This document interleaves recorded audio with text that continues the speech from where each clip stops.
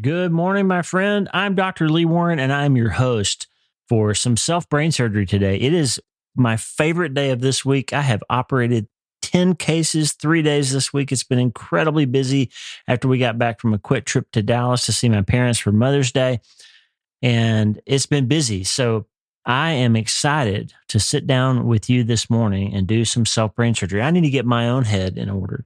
I need to get my thoughts together. I'm writing a book that's going to help, hopefully, you and millions of other people around the world learn how to rewire their brains, reorder their minds, and radically transform their lives through the power of self-brain surgery. And today we're going to learn some ways to deal with difficult situations. But before we do any of that, my friend, I have a question for you. Hey, are you ready to change your life? If the answer is yes, there's only one rule. You have to change your mind first. And my friend, there's a place where the neuroscience of how your mind works smashes together with faith and everything starts to make sense. Are you ready to change your life? Well, this is the place, Self-Brain Surgery School. I'm Dr. Lee Warren, and this is where we go deep into how we're wired, take control of our thinking, and find real hope. This is where we learn to become healthier, feel better, and be happier. This is where we leave the past behind and transform our minds. This is where we start today. Are you ready? This is your podcast. This is your place. This is your time, my friend. Let's get after it.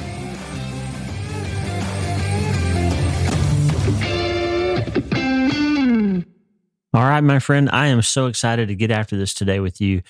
Listen, when you are going through surgical training, they teach you not just a bunch of different operations. Like they don't just teach you how to take out a brain tumor or remove a ruptured disc or release a carpal tunnel or resect somebody's bowel or replace a lung or whatever the particular type of surgery that you're learning is. They don't just teach you specific operations. And here on Self-Brain Surgery Saturday, a lot of times I teach you operations like the lousy attitude lobotomy or different ways to handle anxiety or different ways to deal with doubt or depression or all those things. We're going to give you in the new book, the handbook of self-brain surgery. The whole middle section is a handbook.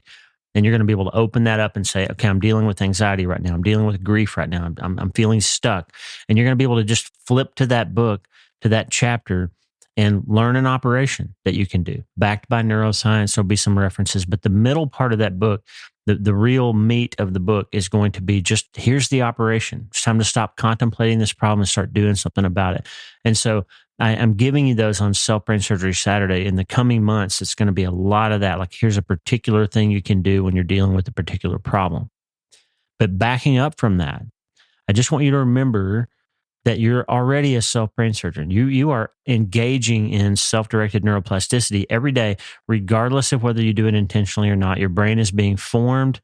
Your mind is shaping and interacting with your brain, whether you do it intentionally or not. So the question is, as William James said, do we get our nervous system to work for us or against us? That's the question. So since that's the question, I just want to make sure that I arm you with everything that you need to answer that question. You want it to work for you, right? So as I started to say a while ago, when you're doing surgical training, and I'm feeling that my mission is to give you that training since you're already doing this work. It'd be like if you woke up tomorrow and you were on the bomb squad and you were actively trying to defuse a bomb that was about to go off, but nobody had trained you. Like you're in the middle of it. You're in media res. You're starting in the middle of the story like a great novel, and you don't have the training that you need to carry it out. What's going to happen? Well, the bomb's going to blow up, right? Well, all of us are born with this incredible quantum supercomputer in our head that connects with our mind, that connects with God, that influences other people around us and manages everything about our life. And yet we're not trained to learn how to operate it properly. We're in the middle of the action, but we don't have the training to actually do the self-brain surgery that we're doing, whether we recognize it or not. And so my job then is to come alongside you and say, hey, you're already doing this job. Let's give you some tools to do it well. And I want to back up. A couple of days ago, I did an episode when we talked about how self-brain surgery is not therapy. And today, I want to circle back to that just to make sure you're crystal clear on what I mean by that. So it's possible that you might get through your life and never have to go see a cardiologist. You might live your entire life and never require the services of a psychiatrist or a brain surgeon or a neurologist or a gastroenterologist. You may not have a particular problem that requires a particular type of physician or therapist or person to get involved in your life. You could potentially get through your whole life and not need that. And in terms of therapy, like there are lots of people, most people probably, that don't need the services of a professional therapist or counselor. And so it's quite possible that some of you listening to my voice today never will actually pay somebody to sit with you as a therapist. But my contention is this: self brain surgery is something that you are doing. You actively are doing it, as I said before, and therefore you need some training. So self brain surgery, this program, this podcast, the books that I write, the newsletter on Sunday. By the way, if you don't get the newsletter, please check the newsletter out. It's such a great community. People all over the world reading this newsletter, communicating, leaving comments. It's great. It's my favorite part of the week, really, is the Sunday newsletter. So please check it out, drleewarren.substack.com. If you're not already subscribed, please share it with friends. Get other people to sign up. We need to grow that and get ready for the next book launch so more people will find out about the life-saving, life-transforming power of self-brain surgery, drleewarren.substack.com. There's a commercial for that. Check out the newsletter, okay? So, but my point is this. You may or may not ever need a therapist, but you are doing self-brain surgery. And so I want to just make it crystal clear that I am not a therapist. I'm not trained to sit with you, and I'm not trained in psychoanalysis. I'm not trained in psychotherapy. I don't have the training and the skill set of somebody amazing like Gina Berkmeyer or somebody like that. So this information that I'm giving you is not to replace the need for a therapist if you need one. And sometimes you do. There's clearly some circumstances and some situations where you really need another person to come alongside you who's got some training and some tools to help you work through some things. That's necessary sometimes. But at the same time, there are some people that just need to think differently, need to change their mind about some things, need to learn how to operate the mind-brain interface more effectively. All of us are doing that already, so let's get better at it, because what got us here won't get us there. We got to change the things that we are doing, because what we're doing, we're getting better at, right? Those are two of the 10 commandments. So I talked a little bit about it in more detail on Thursday. And I just said, hey, self-brain surgery is not therapy. And so I don't want you to think that I'm saying that you can replace your therapist with this. Maybe you can in some ways, but this is not therapy. This is a set of tools that you can use to enhance your ability to use your mind to combat negative thinking, feelings that are out of order or out of whack or improperly valued in your life, habits, places where you're stuck, things like that. Learning how to navigate, biopsy your thinking, put some space in between your thought and your reaction. Those kinds of things are helpful and they're necessary. And you're already doing this work, so you might as well learn how to do it more effectively, right? That's the idea. I just wanted to say that. Now, if you are a therapist, and I'm hearing from many of them, 30 or 40, we're going to develop a certified coaching program soon that I think will be helpful, just to put all this information in one place. But if you're a therapist and you're using these techniques, I'd love to hear from you. Love to hear from you and how it's working. I've had lots of people write in and say, hey, my therapist told me about your book. We've talked about your podcast. My therapist pointed me towards your show. That's incredible. And I would love to know who you are. I would love to build a network of like-minded people who can learn from each other. I've learned a lot from Gina Berkmeyer, and I think she's learned a lot from me, and we write back and forth. And I love her book, Generations Deep, which is about the epigenetics of generational trauma. Tremendous work. Maybe have her on the podcast someday, hopefully. So my point is this. The point is that self-brain surgery is a technique, a set of tools to practice what you're already doing in a more effective way. And therapy is a relationship that you have with another person to help you understand things that you're thinking, feeling, experiencing, and doing, and finding better ways to do those things that are going to be helpful in your life. Now, if you're a therapist using these techniques, or you're a therapist taking care of patients, the only thing I would comment on, because again, I'm not a therapist, but I would suggest if we agree that the Christian worldview, or even if you're not a Christian, the modern 21st century worldview as enabled by quantum physics is to say that there is a purpose to your life and that you do have a choice in the things that happen to you. Your attention and ability to look at the world and make decisions about how you're going to behave and how you're going to think and how you're going to feel does impact your reality, and it does impact your generations, and it does impact the people around you. The alternative to that is the reductionist determinist worldview that says you're just a bunch of neurons and everything about you is determined by the electrical state of the activity of the cells in your brain, and you don't really have a choice or a will or a purpose anyway. So your only job then is to just try to figure out what makes you happy and try to pursue that and find your truth and do your thing, because in the end, it doesn't really matter. We're just a bunch of neurons. So my only comment to therapists would be that if you trained in a place that is not a Christ-centered, Christ worldview, Christian worldview type training place, then I would say scour your worldview and scour your training and your techniques and your modalities that you use and look for places where you were taught to think about people's problems from a reductionist or materialist worldview, even if nobody ever said it out loud. If the aim of your therapy is to point people to the past, to rip the scabs off, look at traumas, sit with their pain, blame somebody for the issue, that kind of stuff, then I would suggest that you'll have a better success with your therapy if you can direct people towards the future, because the path to a healthy and happy future does not often detour back to things that make us sad.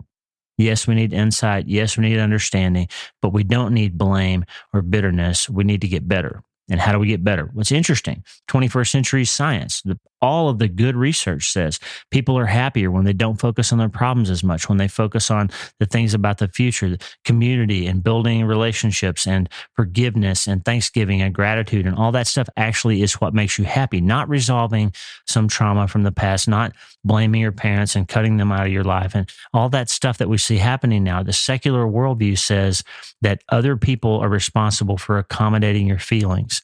And the Christian worldview says we are to submit our feelings. We are to submit our thinking. We are to submit our will to Him. We'll delight ourselves in Him, and He'll give us the desires of our heart, that He will forgive, He will heal, He will restore, He will redeem, He will repair, not us making other people be accountable. We talk about justice a lot in the 21st century.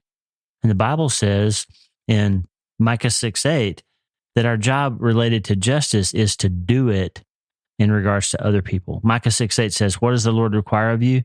To do justice, to love mercy, and to walk humbly before God and man. What does that mean? It doesn't mean that you go around looking for ways to apply your idea of justice to other people and their situations and to make people behave in certain ways. That's not what biblical justice is. Biblical justice is about your behavior. It's do justice, love mercy, and walk humbly. So when it's up to you, then you do it right. You behave properly. You act fairly. You behave justly. But when it's done to you, you don't demand justice. You love mercy. Why? Because the biblical worldview says much has been done on your behalf. You've been forgiven of much. Christ died for you even though you didn't deserve it. He's given you eternal life even though we don't deserve it. And so we must therefore then be lenient and gracious and compassionate to those who do things to us. The 21st century says, no, you better extract all the justice and payback that you can get from other people because you deserve it. You need reparation. You need people to acknowledge your feelings and all of that stuff. And that's fine. You can believe that and think that if you want to. My only point about this is, what does the data actually say? We're good scientists, remember? We're scientists here. And so on Self-Brain Surgery Saturday, I want to remind you that science doesn't say decide what you believe and then make the data fit it. The science says we come up with an idea, we test it, we constantly revise the idea based on the data, and ultimately we come down to what we call scientific laws, where we know because we have studied and we're honest with the results what the truth is. We pursue truth.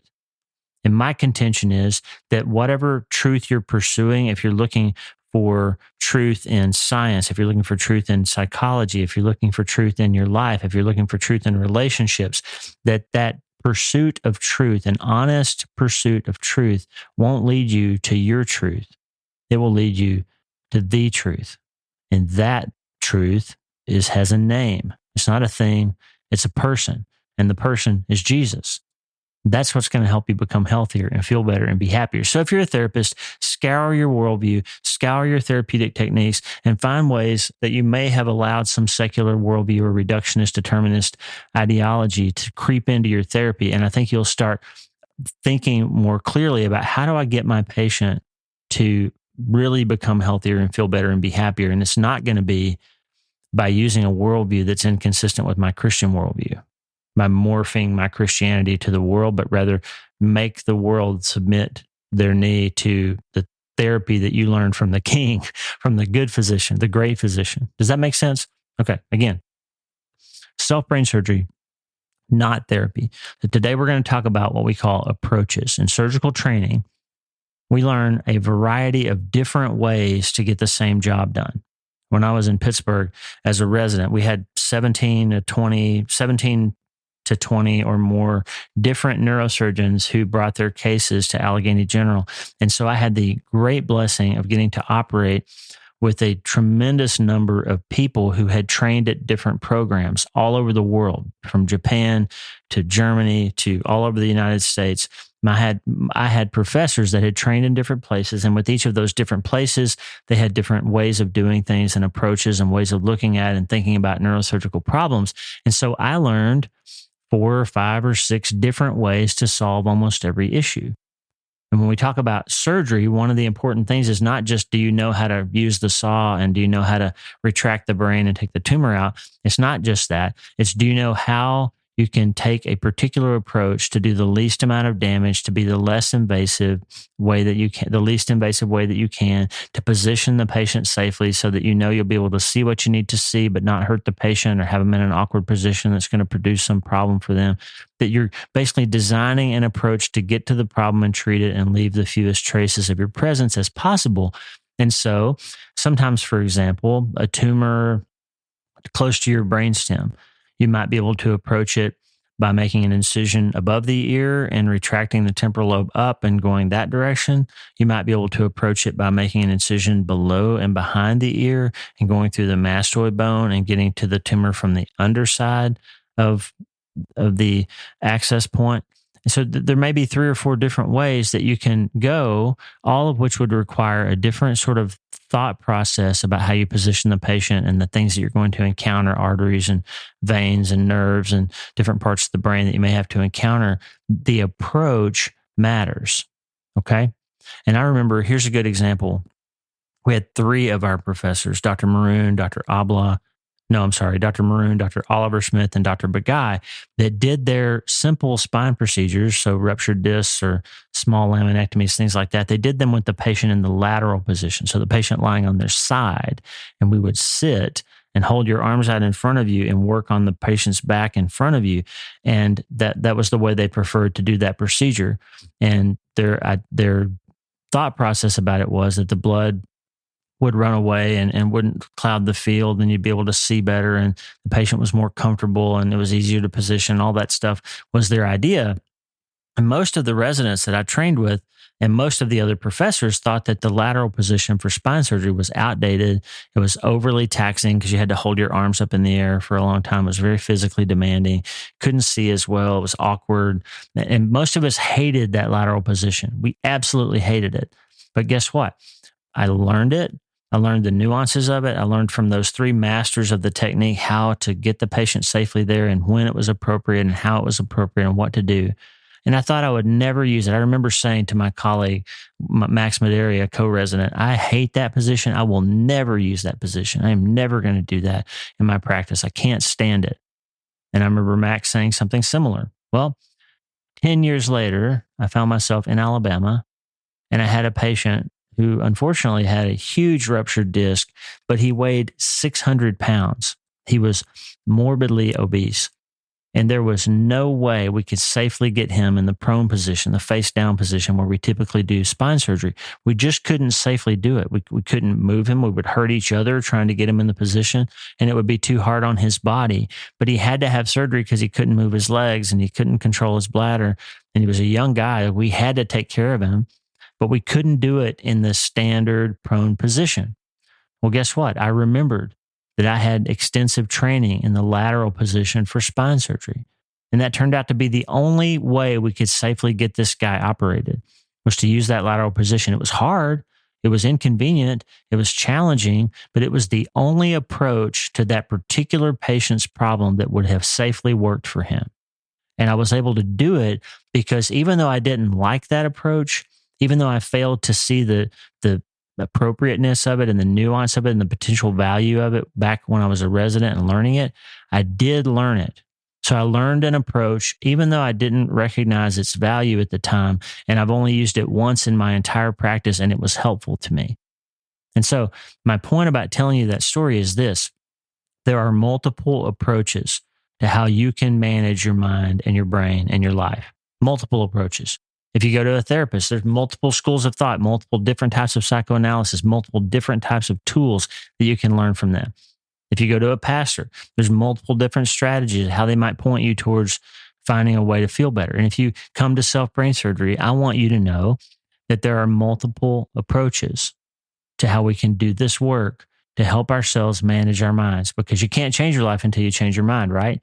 So I just want to say that if you're not a Christian or you're not a believer, I want you to understand that modern neuroscience has absolutely validated von Neumann and Heisenberg and Bohr, their ideas that quantum physics has shown us that man has a purpose, because part of your role as a person is that you get to change the reality of everything that you observe and interact with. You have a choice that determines your destiny, and things change when you choose to think about this thing or interact with that thing or do this or say that.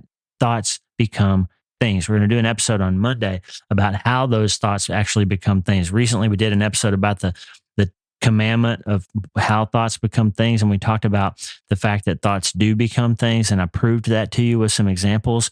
But now we're going to talk about the physics of how thoughts become things. It's fascinating. 21st century research into light and matter and how they interact. And we actually now start to think, a lot of scientists are thinking that we now start to understand how the mind interacts with the brain on a quantum actual physics level. And we're going to have an interesting conversation about that for Mind Change Monday. So my point about that is this. I keep saying that today. I'm not sure why. Here's the point. The point is, we're going to learn that there are multiple approaches, and you don't have to believe in God or be a Christian to understand and learn how to use some of these approaches. All you need to do is to know that the approaches do work and that there's a time and a place for using each of them. Okay, so let's talk about what those 4 approaches are. This is a chapter in my new book, by the way, the Handbook of Self-Brain Surgery. There's going to be a whole lesson on surgical approaches. So here's the deal. There's basically 4 approaches. I've talked about this a little bit before. There's basically 4 approaches for how people think about their mind and the way that it impacts their life. One of them is the sort of pessimistic view that nothing can help me. I'm sad, I'm sick, I'm stressed, I'm stuck. Nothing's going to help me. I've tried and tried and tried and tried. I get this email every week. Dr. Warren, I've done this, I've done that, I've been to therapy, I've taken the medicine, I've done everything and nothing helps. I can't stop. I'm stuck. I can't get over this thing that happened, this massive thing. It's just wiped me out. It's never going to be okay. And nothing's going to help me. And so I would just submit to you today that that is an approach that you can take to your life. You can say, and you can take this approach from a Christian standpoint or from an atheist standpoint, by the way. If you're a skeptic, an atheist, total non-believer, or a Christian, you can come to a point in your life where you say, I've tried everything. It doesn't work. I'm this way because my dad was that way. I got this genetically. I can't do much about it. This event happened and it changed my life and I can't ever be happy again. And I'm just waiting till the day I die and then it'll all be over. Or if you're a Christian, thank God in the future, there's going to be an opportunity for me to have a different life. But right now it really sucks and I'm stuck with this misery and pain and it's never going to get better. So one approach is nothing can help me. And remember the lesson from quantum physics that how we attend to things and the way that we think about things fixes them in time. That's the quantum Zeno effect. The more we look at something from a particular point of view, the more true it becomes and the more hardwired it becomes through Hebb's law, that neurons that fire together wire together. The more attention density we pay to it, the more real it becomes. So if you believe, my friend, if your approach to this matter of how you can live your life is that nothing can help you, that's going to come true.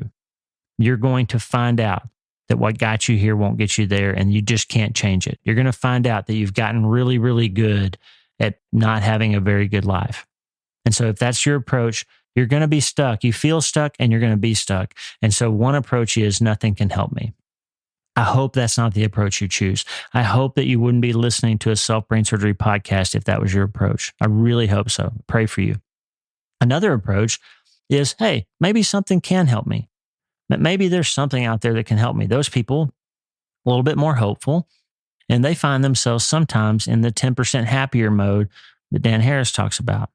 Now, if you haven't heard me talk about the 10% Happier book before, I talk about it a little bit in my book, Hope is the First Dose. But Dan Harris was an ABC news anchor, famous guy, and he had a mental breakdown on air, went through a significant nervous breakdown, kind of went crazy in the middle of a broadcast and realized that his mind was completely out of control. He was anxious. He was worried. He was using drugs to try to cope. He was numbing himself, and his life was messed up because of that. And he wasn't doing well. And he didn't turn to God. He didn't become a Christian. He didn't find this perfect worldview that led him out of darkness. What he found was that he could take elements of Eastern meditation, and he noticed that that had been shown with functional MRI to change people's brains enough to get a little bit more resilient and calm their thinking. And he learned sort of a despiritualized form of meditation where you just develop this little pause between stimulus and response. When something hurts, when you have an anxious thought, when you have a negative thought pop into your head, you can biopsy it, is the term that I would use. He didn't use that term. But you can sort of grab that thought and say, wait a second, is this really true? Do I really have to react to this right now? Can I choose a different response instead of my reactionary one? And he learned that just learning to put that little gap in there was enough to feel a little bit better, and that was enough for him. He was able to overcome his panic and anxiety by becoming, as he called it, 10% happier. And I would just submit to you, that's a great approach. If your problem is just intermittent struggling with anxiety or runaway thoughts or a little bit of panic or something like that, then that 10% happier mode of just putting that little discipline of space between your stimulus and response and your thought is reasonable. And it works. So maybe something can help me. Maybe this despiritualized meditation thing can help me. That's a valid approach for some problem. But here's the issue. If you go through something truly massive, if you go through a real massive thing, 10% is not enough. You need to become significantly happier. And that's why science can help. The third approach is, hey, maybe science can help me. And there are some people that aren't ever going to attribute to God anything. They don't believe in God. They don't know for sure what they think or feel about him, and they just want to know what the science has to say. And that's where this podcast is safe for you, friend. Even if you're a skeptic, even if you don't agree with me that God created you for a purpose and all of that, you can come here and find out what the science is saying. And the good news is 21st century neuroscience is matching up with 20th and 21st century quantum physics to say that, guess what? Heisenberg was onto something when he said that how we pay attention to the world and how we interact with it changes the reality of it, which means that our intention and our effort and our attention to the problems and issues in our lives and the people around us makes a difference. We have a purpose. We have some control over some of the things that happen. We're not just products of our neurons firing, and we're not just built from the ground up of determined steps of evolutionary accidents that are going to lead us to inevitability in our behavior. We have a chance to interact with it. And the truth is, science is showing that. So even if you don't ascribe it to the work of God, you can decide, even from a purely atheistic standpoint, you can decide that quantum physics tells you that you do have some say in your life and that there is a purpose for your life. And the purpose of it is to empower some of the choices that you make to improve things for yourself and those around you. That's purpose. Okay. Viktor Frankl said, suffering stops being suffering when you give it purpose. And so you are a co-creator of your own destiny. That's true from physics. It's true from modern psychological research. It's true from functional imaging research. And the fact is, an approach to your life that involves maybe science can help me will produce significant improvements in your quality of life if you allow it to. You're not stuck. You don't have to be sad or stressed or stuck forever because of something that happened, because you can change it by changing how you pay attention to it, because your trauma isn't the thing that happened, it's your response to it. And that's the good news for all of us who have been through trauma or tragedy or massive things or just drama after drama. Science can help you learn how to pay attention to it in a different way and change the reality of your response, which will then change the reality of your life. That's significantly happier. But the last approach, I think, is the best one. The infinitely happier approach is when you recognize that you were made on purpose for a purpose by a great physician who is the guy who invented quantum physics and neurons and synapses and all those things. And God gave you meaning and purpose, and he gave you an ability to use your mental force to communicate with him and to submit to him, and using your mental force to control and renew your mind. And you're not stuck with the brain you have because it's changing constantly, and you have a say in how that happens. And it works best when you submit that will to your creator, who's your counselor, your wise professor, your person in your mind who's helping you, reminding you, teaching you, growing you, wants to spend time with you, a God who likes you, a God who loves you, a God who designed you for a purpose to glorify him and enjoy him forever and help other people find him. And whatever you've been through, that thing can become the inciting event in changing the arc of your life for good. And that's hard to see, and it's hard to say in the early days after the massive thing.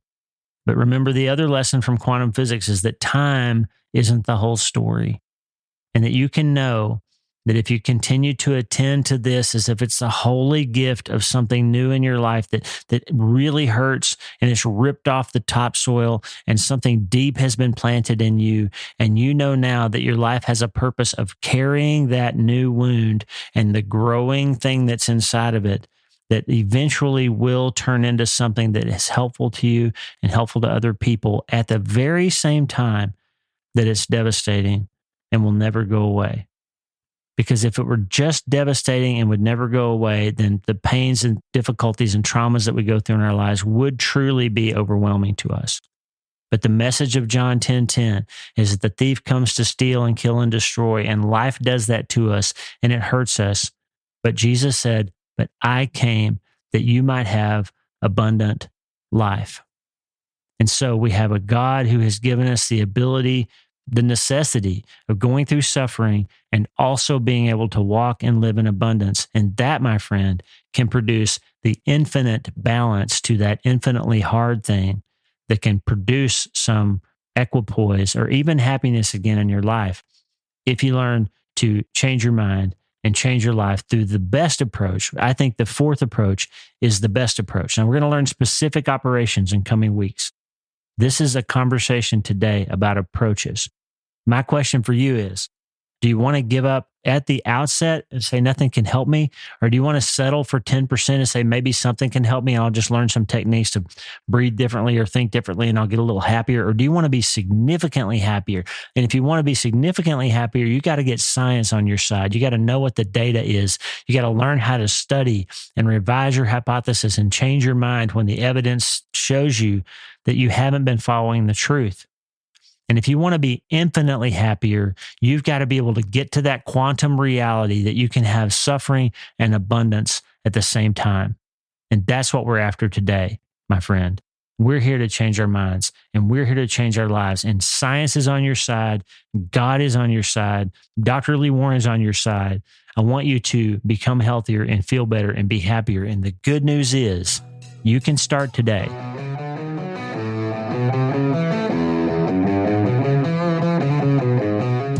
Hey, thanks for listening. The Dr. Lee Warren podcast is brought to you by my brand new book, Hope is the First Dose. It's a treatment plan for recovering from trauma, tragedy, and other massive things. It's available everywhere books are sold, and I narrated the audiobooks. Hey, the theme music for the show is Get Up by my friend Tommy Walker, available for free at TommyWalkerMinistries.org. They are supplying worship resources for worshipers all over the world to worship the Most High God. And if you're interested in learning more, check out TommyWalkerMinistries.org. If you need prayer, go to the prayer wall at wleewarrenmd.com/prayer, wleewarrenmd.com/prayer, and go to my website and sign up for the newsletter, Self Brain Surgery, every Sunday, so since 2014, helping people in all 50 states and 60 plus countries around the world. I'm Dr. Lee Warren, and I'll talk to you soon. Remember, friend, you can't change your life until you change your mind. And the good news is you can start today.